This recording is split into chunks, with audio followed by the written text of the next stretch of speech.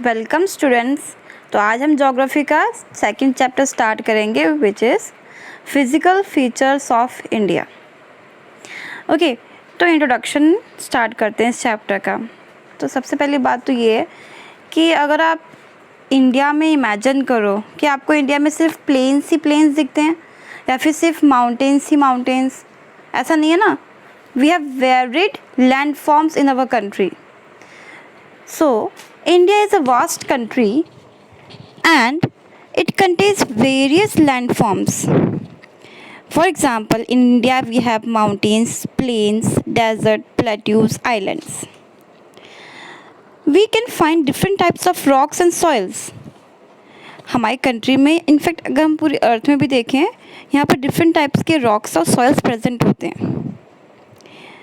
कुछ रॉक्स बहुत ज़्यादा सॉफ्ट होते हैं, just like soapstone, which are used for making talcum powder. Okay, and some rocks are very hard like marble, granite, etc.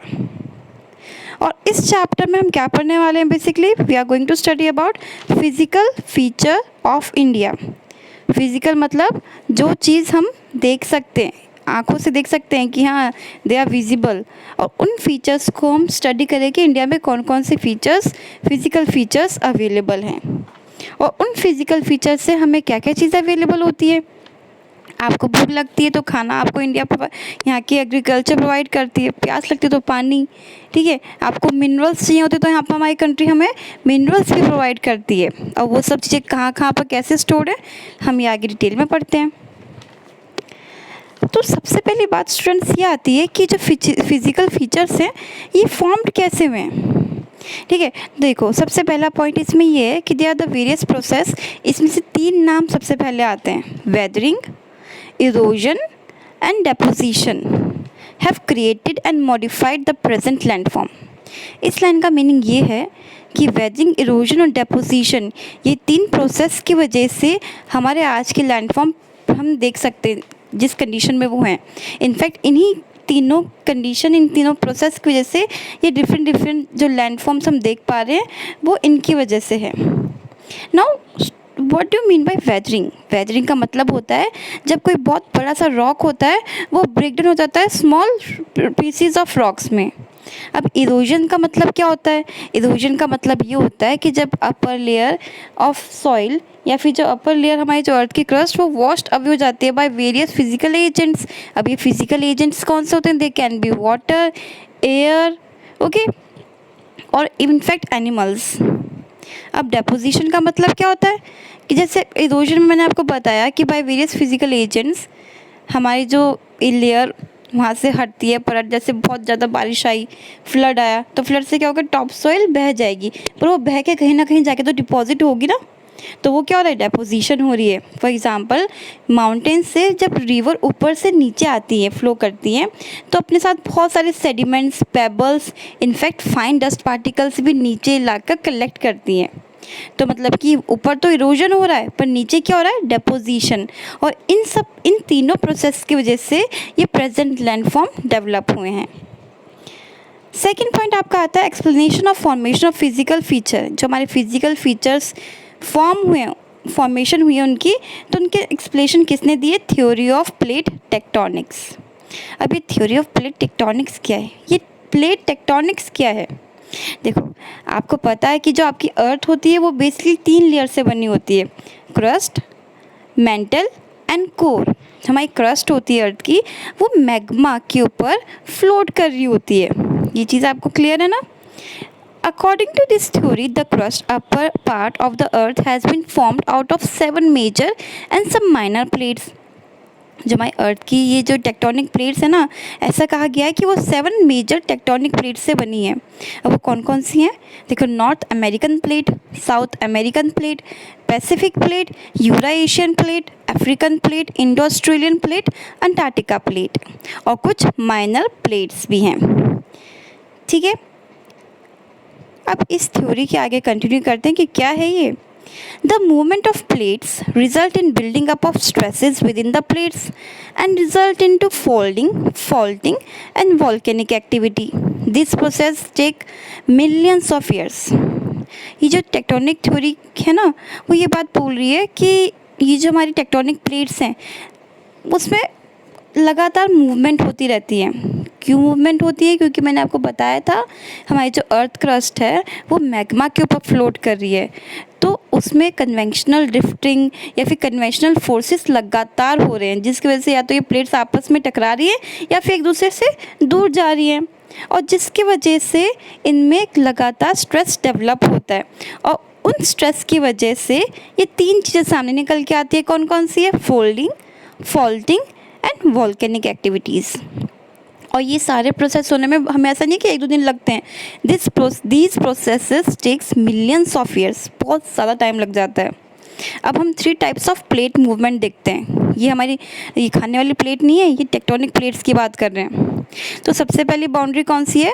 Conversion boundary. अब conversion boundary क्या होती है? जैसे आप फर्स्ट डायग्राम में देख सकते हो ना, क्या है ये? द प्लेट्स और the tectonic plates which move towards each other, जो एक दूसरे की तरफ बढ़ रही है, और जिसकी वजह से क्या होगी? फोल्डिंग होगी। ऑब्वियसली अगर आप जैसे कोई 2 कॉपीज़ हैं, अगर आप उन दोनों कॉपीज़ को एक दूसरे के पास लेके आओगे तो क्या होगा? फोल्डिंग होगी, और उनसे किसकी फॉर्मेशन होगी? It led to the formation of mountains. और इसी कन्वर्जेंट बाउंड्री मूवमेंट की वजह से किसका फॉर्मेशन हुआ था? हमारे हिमालयंस की फॉर्मेशन हुई है। ओके, सेकंड आपका आता है डाइवर्जेंट बाउंड्री। डाइवर्जेंट मतलब कि जब 2 प्लेट्स एक दूसरे से दूर जा रही हैं, और जिससे क्या होता है? Formation of rift valley. अब रिफ्ट वैली क्या होती है? ठीक है, जैसे मान लो कि ये 2 प्लेट्स हैं, ठीक है। पहले तो ये दोनों पास में अटैच थी, पर बिकॉज ये इधर जा रही है और ये वाली प्लेट इधर जा रही है, जिसकी वजह से क्या हुआ? एक बीच में गड्ढा सा बन गया, और ये गड्ढे को हम क्या बोलते हैं? Rift valley. ओके स्टूडेंट्स, और इस चीज़ को हम क्या बोलते हैं? फॉल्टिंग। मतलब कि जब 2 लैंड के बीच में एक फॉल्ट आ जाता है, एक दराज, एक गड्ढा सा, डीप डिप्रेशन हो जाता है, तो उसको हम फॉल्टिंग बोलते हैं। थर्ड आपका आता है ट्रांसफॉर्म बाउंड्री। अब ट्रांसफॉर्म बाउंड्री क्या होती है? Which move horizontally past each other. जो 2, जैसे आपको डायग्राम में दिख रहा है ना, जो 2 टेक्टोनिक प्लेट्स एक दूसरे के हॉरिजॉन्टली पास करती हैं, और जिनका रिजल्ट क्या होता है? It result in the formation of earthquakes and volcanic eruption. Clear students? अब हम बात करेंगे हमारी लैंड फॉर्म्स की हिस्ट्री के बारे में। ठीक है, आपको एक छोटा सा एक आइडिया देती हूँ। ऐसा कहा जाता है, एक थ्योरी है ये भी, कि 225 मिलियंस अगो पहले हमारे जितने भी ये 7 जितने भी हमारे ये कॉन्टिनेंट्स हैं ना, सब कंबाइन थे इनटू अ सुपर कॉन्टिनेंट। उनका इस कॉन्टिनेंट का नाम क्या था? पैंजिया। और फिर उसके बाद क्या हुआ? बिकॉज मैंने आपको स्टार्टिंग में बताया था कि जितनी भी टेक्टोनिक प्लेट्स हैं ये कंटिन्यूसली मूव कर रही हैं बिकॉज ऑफ कन्वेंशनल ड्रिफ्टिंग और कन्वेंशनल करंट्स। ये एक दूसरे से स्प्लिट हो रही है, एक दूसरे से दूर जा रही है, फिर कोई एक दूसरे से पास आ रही है। तो फिर बाद में क्या हुआ कि ये जो 1 सुपर कॉन्टिनेंट था ना, वो 2 में डिवाइड हो गया। एक नॉर्थ की तरफ चला गया और एक साउथ की तरफ। जो नॉर्थ वाला था उसको अंगारा लैंड भी बोलते हैं, या फिर लॉरेसिया लैंड। जो नीचे साउथ में था उसको क्या बोलते हैं? गोंडवाना। आपको पता है अभी तक है ना इंडिया की फॉर्मेशन नहीं हुई है इसके अंदर, अकॉर्डिंग टू दिस थ्योरी। ऐसे कहा जाता है हिमालयंस की फॉर्मेशन भी नहीं हुई थी। इनफैक्ट जो हमारा इंडिया का पेनिनसुलर पोर्शन है वो गोंडवाना रीजन, गोंडवाना लैंड का पार्ट है। तो मतलब कि peninsular portion of our country is the oldest part, और Himalayans and northern plains are the newest land forms of our country. अब उसके बाद क्या हुआ?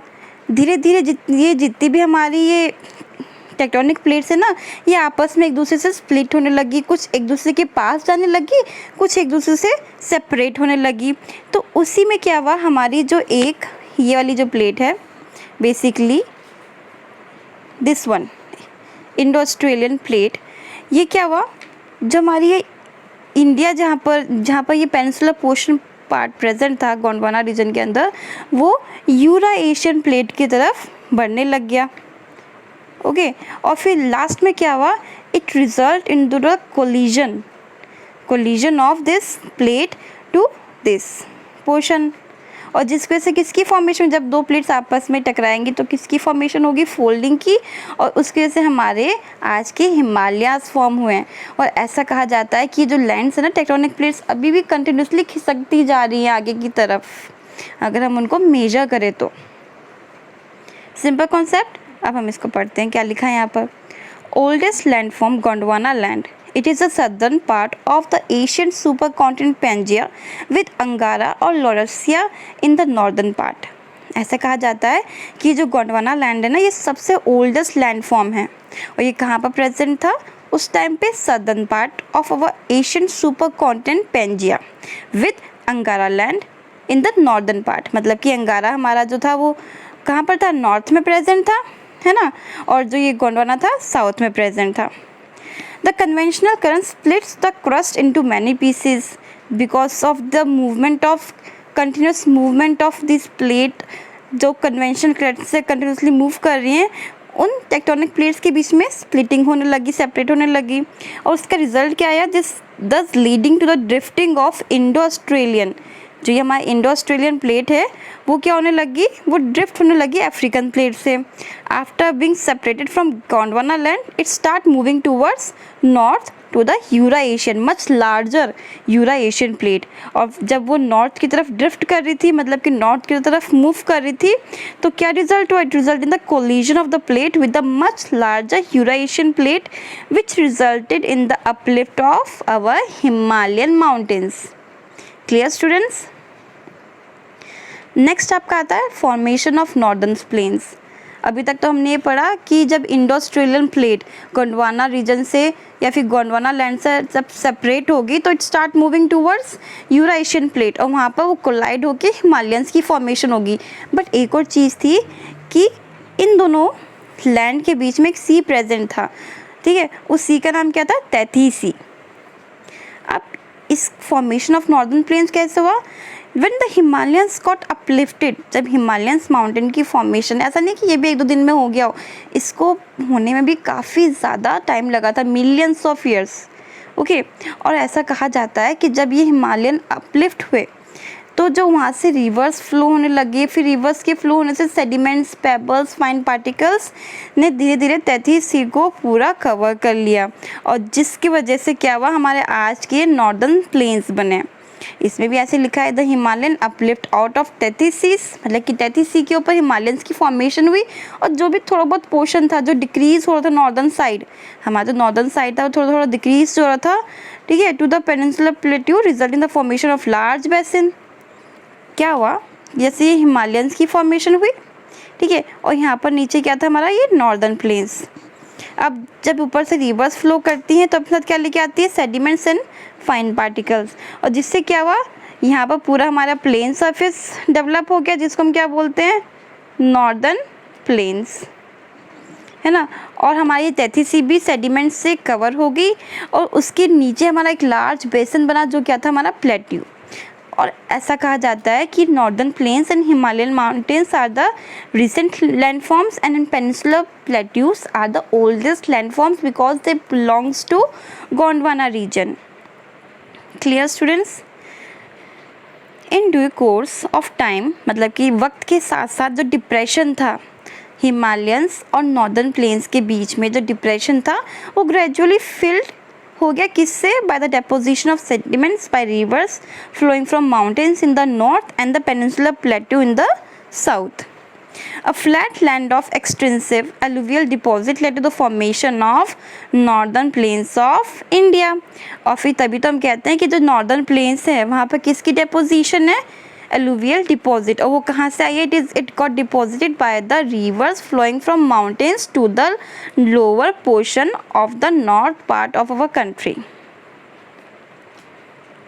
नेक्स्ट आपका जो टॉपिक है वो है द मेजर फिजिकल डिवीजन। अब हमारी कंट्री में मेजर फिजिकल डिवीजन्स कौन कौन से हैं? सबसे पहले क्या है? The Himalayan mountains, second the northern plains, third the peninsular plateau, fourth the Indian desert, the coastal plains and the islands. हम इन सब को इंडिविजुअली डिटेल में स्टडी करेंगे।